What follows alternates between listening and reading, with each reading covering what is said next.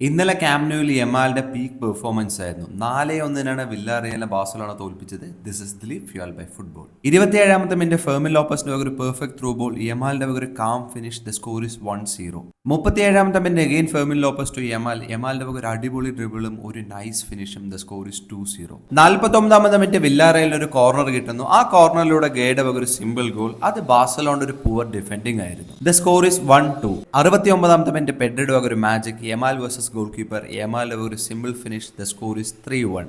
ആ ഗോളോടുകൂടി യമാലിന്റെ ഫസ്റ്റ് എവർ ഹാട്രിക്, അതും ഫാസ്റ്റിംഗ് ഉള്ള സമയത്ത്. ഇതോടെ യമാലിന്റെ കരിയറിൽ 100+ ഗോൾ കോൺട്രിബ്യൂഷൻ, അതും 18 വയസ്സിൽ. 91ാമത്തെ minute again Pedri through ball to Kounde to Lewandowski ഒരു സിമ്പിൾ ഫിനിഷ്. അതൊരു ഓഫ് സൈഡ് വിളിച്ചു.